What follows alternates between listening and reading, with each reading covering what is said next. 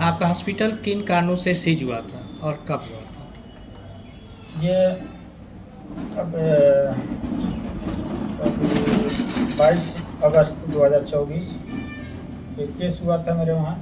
Serious मरीज आई थी जिसका सीजर हुआ था। कंडीशन ख़राब होने पर उसे रिफ़र कर दिया गया। वो जिला अस्पताल पे गई थी, वहाँ भर्ती थी। वहाँ पे पता चला कि देहांत हो गया उसका। उसको आनन फानन में ले जा कर के लोग दाह संस्कार कर दिए, पोस्टमार्टम नहीं करवाए लोग। 2 दिन बाद उसके तीसरे दिन कंप्लेन किया गया सीएमओ साहब के यहाँ, और 25 अगस्त 2024 को मेरा हॉस्पिटल, मेरे अनुपस्थिति में, मैं नहीं था, मैं बाहर गया था। मेरा परिवार भी ड्यूटी में गई थी। ताला बाहर लगा हुआ था। मेरा आवास भी ऊपर है, और मेरे अनुपस्थिति में लोग, एक ताला मेरा लगा ही था, एक और ताला लगा करके लोग चले गए। मुझे कोई सूचना भी नहीं मिला, न विभाग द्वारा मुझे फ़ोन भी किया गया। विभाग द्वारा, जबकि सबका नंबर मेरे पास है, किसी का फ़ोन मेरे पास नहीं आया। विभागीय किसी अधिकारी का फ़ोन नहीं आया। और उसके बाद से विगत मैं दौड़ धूप करते करते 4 महीने लगा। मेरे बच्चे का एग्ज़ाम भी मेरा छूट गया। मैं उसका एप्लीकेशन लेके सीएमओ साहब के पास दौड़ता रहा कि एग्ज़ाम है। टाइम टेबल भी स्कूल से मिला था, वो भी मैं लेके गया। उन्होंने आवास खोलने से मना कर दिया, तो मैं आदरणीय डीएम साहब के पास मैं गया। अपना बच्चे को भी मैं लेके गया था, और एप्लीकेशन लेके गया कि सर मेरा आवास भी सील हो गया है। अगर हॉस्पिटल में अगर कैजुअलिटी हुई है, हॉस्पिटल पर केस हुआ और माना जा रहा है, दोषी माना जा रहा है, तो मेरे हॉस्पिटल को सील किया जाए, मेरे आवास को खोल दिया जाए। हम लोग इस समय बेघर हो गए हैं। हम लोग परिवार के साथ किराए के मकान में हम लोग रह रहे हैं। इधर उधर हम लोग भटक रहे हैं। 4 महीने से मेरे बच्चे की पढ़ाई छूट गई है, एग्ज़ाम छूट गया है। तो डीएम साहब उस पर जांच भेजे थे सीएमओ साहब को। जांच के बाद से स्वास्थ्य विभाग की टीम आई थी, मौके का निरीक्षण किए, लोग रिपोर्ट लगा के दिए कि इसमें आवास भी है, और लिखित रूप में हमको भी दिए। उसके बाद से मेरे आवास को खोल दिया गया, हॉस्पिटल को सील कर दिया गया। सीएमओ साहब जो है कि सुरेश पटारिया,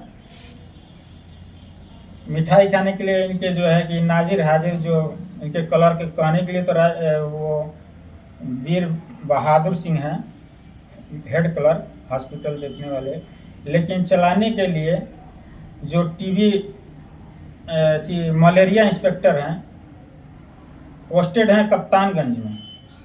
लेकिन वो सीएमओ साहब से मिल करके, सीएमओ ऑफिस में अटैच हो करके, सारा स्वास्थ्य विभाग जितना है, जितने हॉस्पिटल हैं, वो लोग, प्रशांत सिंह और विजय गिरी, ये 2 ही लोग जो है कि पूरे हॉस्पिटल को देख रेख में, जैसे लग रहा है कि कोई जान से मार दिया, कोई कर दिया, उस सीबीआई की तरह अटैक करना। हर हॉस्पिटलों से इन लोगों का लेन देन होना, घूसखोरी बढ़ गई थी चरम सीमा पे। हमसे लोग भी कहे, पैसे का डिमांड किए थे लोग, उसमें 5,000 रुपया दिए थे, मिठाई खाने के लिए लोग हमसे लिए थे। तब जाके मेरा आवास खोला गया। पैसे का और डिमांड किया गया कि 50,000 और दीजिए तो आपका हॉस्पिटल खोल दिया जाए। मैं असमर्थ था, मेरे पास पैसा नहीं था कि मैं उसमें पैसा दे पाऊँ। उसके बाद मैं उस पर डाला था कंप्लेन, मुख्यमंत्री पोर्टल पे, जन सुनवाई पोर्टल पे मैं डाला था इस मुद्दे को। तो उसको स्पेशल क्लोज कर दिया गया। स्पेशल क्लोज जब हो गया तो उसमें फीडबैक नहीं जा रहा था, तो मैं पुनः गया था सीएमओ ऑफिस एक दिन।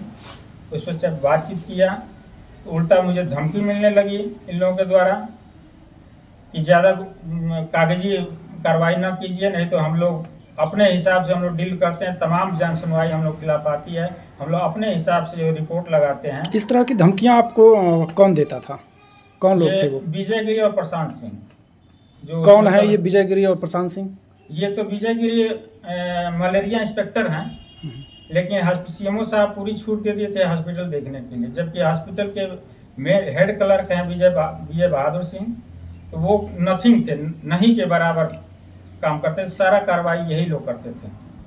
अभी भी वही लोग देख रहे हैं, पूरे हॉस्पिटल में हॉस्पिटलों से लूटपाट धंधा ये लोग बना चुके हैं, अरबों खरबों का ये लोग संपत्ति बना चुके हैं हॉस्पिटलों से लूट करके।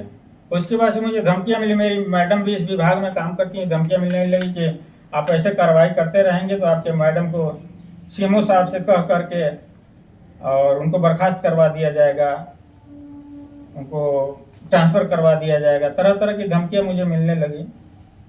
तो और सीएम पोर्टल पे तमाम कंप्लेंट करने से कुछ फ़ायदा नहीं होगा। इस पे तमाम हज़ारों हम लोग के पास आते हैं, हम लोग अपने हिसाब से रिपोर्ट लगा के भेज देते हैं, उसमें कुछ होता जाता नहीं है। तो आप दौड़ते रह जाएंगे और परेशान हो जाएंगे, न कभी हॉस्पिटल चला पाएंगे, न कहीं प्रैक्टिस कर पाएंगे, और न ही आपकी मैडम इस विभाग में काम कर पाएंगी। तो उस चीज़ को लेकर के मैंने पुनः फिर जन सुनवाई में मैं दिया, लेकिन अभी तक उस पर रिपोर्ट नहीं लगी है। तो ये आपका हॉस्पिटल जो सीज हुआ था, कहीं ना कहीं विभागीय लापरवाही का भी जो है रोल है उसमें। पूरी तरह से हमको साजिश के तहत हमको फंसाया गया है पैसा लूटने के लिए। जो कि मेरा सील हुआ था कि ये रूल है कि कोई प्रशासनिक अधिकारी होना चाहिए, उसमें कोई प्रशासनिक अधिकारी नहीं था, केवल नोडल आए थे और ये कलर आए थे। दूसरी चीज़ कि जब मैं यहाँ नहीं हूँ, मेरे ऊपर कोई FIR नहीं है, मेरे ऊपर कोई कंप्लेन अभी नहीं है, तो जब मैं आवास मेरा बंद है तो दूसरे के मकान से मेरे छत पे चढ़ा गया और सीढ़ी का रास्ता खुला हुआ था, और उसमें विजय गिरी और प्रशांत कुछ और उनके जो है कि सहयोगी लोग थे, मेरे हॉस्पिटल में मेरे आवास में घुस करके पूरा ये लोग घूमे हैं, देखे हैं लोग। ऊपर सीढ़ी खुला था, उस रास्ते दूसरे के घर के रास्ते ये लोग चढ़े हुए हैं मेरे घर में, और मेरे हॉस्पिटल में पूरा घूम करके ये लोग देखे हैं, निरीक्षण किए हैं। अब क्या उसमें से ले गए हैं क्या नहीं ले गए हैं, क्योंकि हम लोग थे नहीं,